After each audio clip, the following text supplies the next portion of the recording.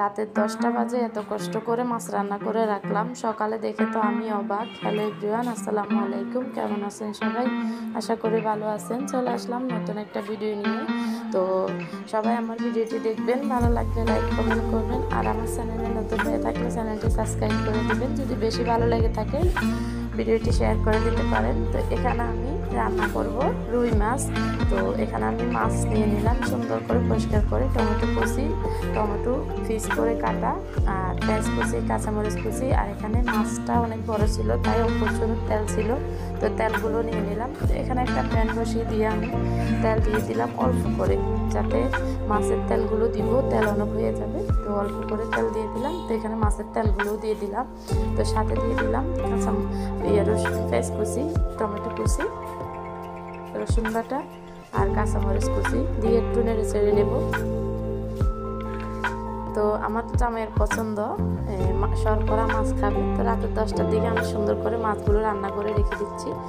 তো এখানে আমি হলুদের গুঁড়ো দিয়ে দিলাম, মরিচের গুঁড়ো দিয়ে দিলাম,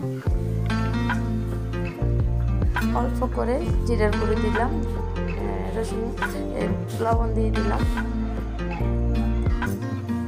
সুন্দর করে মশলাগুলো কষিয়ে নিচ্ছি, অল্প করে পানি দিয়ে দিলাম। ভালো করে কষিয়ে নিতে হবে যাতে মশলার গন্ধটা না থাকে। তো আমি সুন্দর করে কষিয়ে নিলাম। দেখেন তেল ওঠা পর্যন্ত আমি মশলাগুলো সুন্দর করে কষাবো।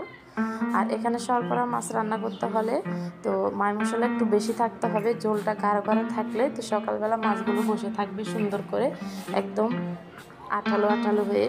তো এখানে আমি মাছগুলো সুন্দর করে দিয়ে দিচ্ছি। মশলা কষানো হয়ে গেছে, দেখেন কত সুন্দর কালার এসে গেছে। তো আস্তে আস্তে উল্টিয়ে দিচ্ছি মশলাগুলো যাতে মাছের এফিট হয়ে যায়। তো এখানে আমি পরিমাণ মতো পানি দিয়ে দিলাম যাতে মাছগুলো ভালো করে কষিয়ে নেওয়া যায়। তো এই তো মাছগুলো কষিয়ে তেলগুলো উঠে গেছে, তাও আমি ফ্রিজ করা টমেটোগুলো দিয়ে দিলাম। তো এখানে বেশি পরিমাণে একটু পানি দিলাম যাতে মাছটা হচ্ছে শক্ত, মানে পোক্ত মাছ আর কি, একটু বড় মাছ, তো মাছ সিদ্ধ হতে একটু সময় লাগবে। তো আমি জন্য একটু বেশি করে পানি দিয়ে দিলাম।